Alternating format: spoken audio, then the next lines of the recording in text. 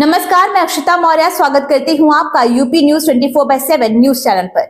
अब वक्त आ चुका है कुछ बड़ी खबरों का, तो चलिए रुक करते हैं आज की मुख्य खबरों पर।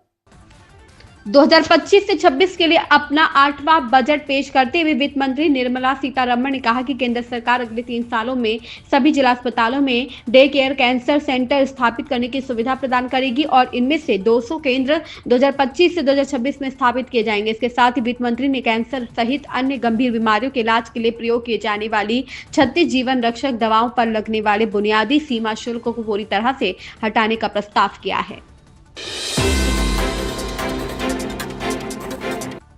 केंद्रीय वित्त मंत्री निर्मला सीतारमण ने संसद में बजट पेश किया। बजट में आयकर को लेकर बड़ा ऐलान किया गया, वहीं कई सौगातों की घोषणा की गई। आम बजट विपक्ष को रास नहीं आया। कांग्रेस महासचिव ने बजट को लेकर केंद्रीय वित्त मंत्री पर तंज कसा, वहीं सत्ता पक्ष ने इसे विकास और मध्यम वर्ग का बजट बताया।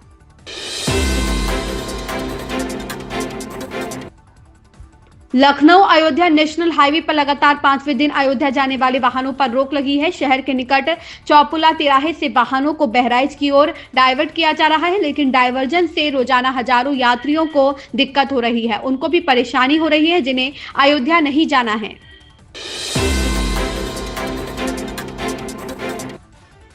यूनियन बजट 2025 पर आप सांसद संजय सिंह का कहना है, इससे छोटे व्यापारियों को क्या फायदा मिल रहा है। आपने उनकी 12 लाख रुपए की आय पर कोई टैक्स राहत नहीं दी है। आम आदमी पार्टी के राष्ट्रीय संयोजक अरविंद केजरीवाल ने मांग की थी कि अगर आप फैसला करते हैं कि आप उद्योगपतियों का कर्ज माफ नहीं करेंगे, आप अपने पूंजीपति मित्रों का कर्ज माफ नहीं करेंगे और अब तक जो 16 लाख करोड़ रुपए का कर्ज माफ किया है उसकी वसूली करते हैं, फिर जीएसटी दरें और इनकम टैक्स वसूलते हैं, देश में दरें आधी हो सकती हैं। इस देश के मध्यम वर्ग को, इस देश के आम आदमी को बहुत बड़ी राहत मिल सकती है।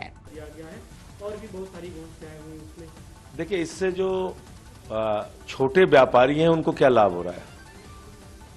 उनके 12 लाख के आमदनी पर तो आपने कोई टैक्स की राहत दी नहीं, पहली बात।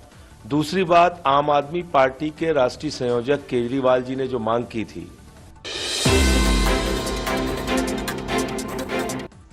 केंद्रीय बजट में बिहार को कई सौगातें दी गई है। इस बार के बजट में बिहार के लिए कई योजनाएं तो आई ही, कोसी मिथिला क्षेत्र को राहत देने की खबर भी इस बजट के जरिए केंद्र की नरेंद्र मोदी सरकार ने दी। मिथिलांचल कोसी की पहचान मखाना से जुड़ी एक बड़ी घोषणा केंद्रीय बजट में की गई। वित्त मंत्री निर्मला सीतारमण ने ऐलान किया कि बिहार में मखाना बोर्ड बनाया जाएगा।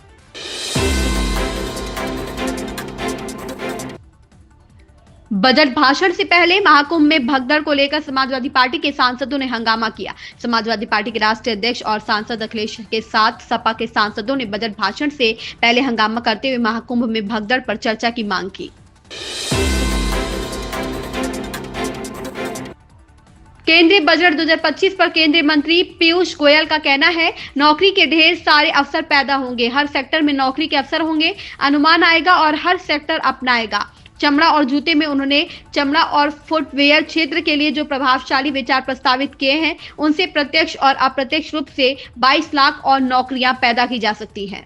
सेक्टर अपना करेगा, पर जैसे लेदर का माननीय वित्त मंत्री जी ने बताया, 22 लाख मोर jobs can be created directly and indirectly with the impactful ideas that she has proposed for the leather and footwear sector. In cotton textiles and garmenting industry, jobs will be created. The skill development thrust and the 5 PM schemes that were announced last year will also make our young men and women more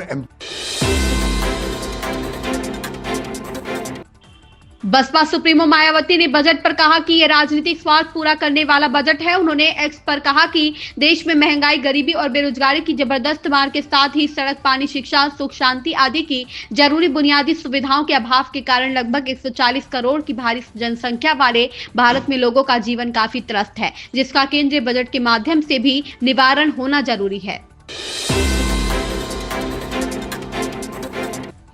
Congress ने शनिवार को budget में कृषि क्षेत्र से संबंधित घोषणाओं को लेकर केंद्र सरकार पर हमला किया। पार्टी ने केंद्रीय वित्त मंत्री निर्मला सीतारमण पर एमएसपी को कानूनी गारंटी और कृषि ऋण माफी समेत किसानों की मांगों पर पूरी तरह से चुप रहने का आरोप लगाया। वित्त मंत्री निर्मला सीतारमण ने कहा कि केंद्रीय बजट 2025 से 2026 टैक्सेशन, शहरी विकास, खनन, वित्तीय क्षेत्र, बिजली और नियामक ढांचे, इन 6 क्षेत्रों में सुधार शुरू करेगा। सुधा मूर्ति मंच पर जावेद अख्तर से मिलने के लिए आती है। जावेद अख्तर उन्हें नमस्ते करने के लिए हाथ जोड़कर अभिवादन करते हैं। इसके बाद वे जावेद अख्तर पूरी श्रद्धा से जावेद अख्तर के पैरों को छूने की कोशिश करती है। हालांकि जावेद अख्तर उन्हें रोकते हैं, लेकिन सुधा उनके हाथ को हटाकर उनके पैरों को छूने में कामयाब हो रही है।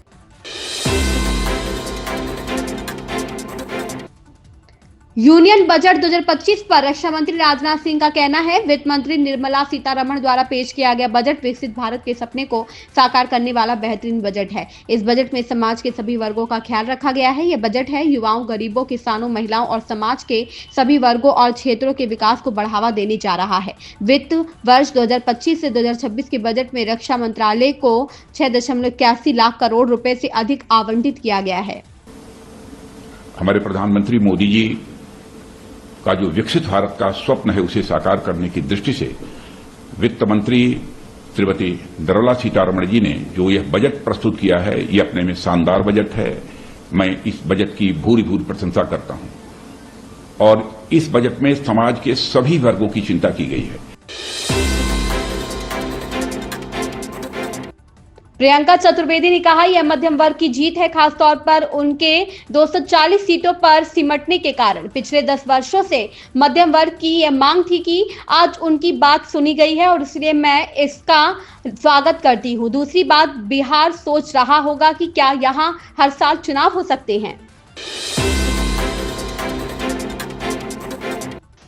केंद्रीय वित्त मंत्री निर्मला सीतारमण ने शनिवार को अपने बजट भाषण में देशमानते मट्टी कादोई, देशमानते मनु शुलोई का जिक्र किया। यह पंक्ति प्रख्यात लेखक और स्वतंत्रता पूर्व युग के दौरान तेलुगु साहित्य के ज्ञाता गुरजाड अप्पाराव की है। इसका मतलब यह है कि एक देश सिर्फ जमीन नहीं है, बल्कि उसके लोग हैं।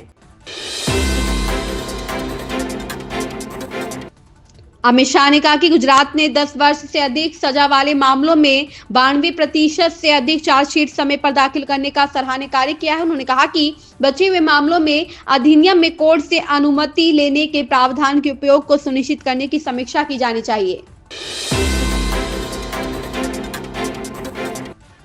राज्य में अब तक जीबीएस के संदिग्ध 140 मामले सामने आ चुके हैं, जिनमें से 98 में जीबीएस की पुष्टि हो चुकी है। इनमें पुणे से 26 मरीज हैं। पुणे शहर के विभिन्न हिस्सों से 160 पानी के नमूने जांच के लिए भेजे गए, जिनमें से 8 नमूने दूषित पाए गए। पूर्व मुख्य चुनाव आयुक्त नवीन चावला के निधन की सूचना पूर्व मुख्य चुनाव आयुक्त एसवाई कुरैशी ने दी है। इसके अलावा चुनाव आयोग के एक पदाधिकारी ने भी चावला के निधन की पुष्टि की है। पूर्व मुख्य चुनाव आयुक्त नवीन चावला का शनिवार को निधन हो गया है। वह 79 वर्ष के थे। उनके निधन की सूचना पूर्व मुख्य चुनाव आयुक्त एसवाई कुरैशी ने दी है। इसके अलावा चुनाव आयोग के एक पदाधिकारी ने भी चावला के निधन की पुष्टि की है। मौनी अमावस्या पर हुए हादसे के बाद मुख्यमंत्री योगी आदित्यनाथ शनिवार को प्रयागराज पहुंचे। उन्होंने संगम नोच पर व्यवस्थाओं का जायजा लिया, भीड़ प्रबंधन, बैरिकेडिंग, अखाड़ा मार्ग आदि का दौरा कर स्थिति का जायजा लिया। अधिकारियों से व्यवस्थाओं के बारे में चर्चा की। बसंत पंचमी के मौके पर किसी श्रद्धालु को कोई दिक्कत ना हो, इसके लिए अधिकारियों को निर्देशित किया। फिलहाल आज के इन खबरों में बस इतना ही। बाकी लेटेस्ट अपडेट्स के लिए हमारे चैनल को लाइक, शेयर और सब्सक्राइब करना बिल्कुल ना भूलें। और अगर आपको वीडियो अच्छी लगी हो तो अपनी राय हमें कमेंट्स में जरूर बताएं।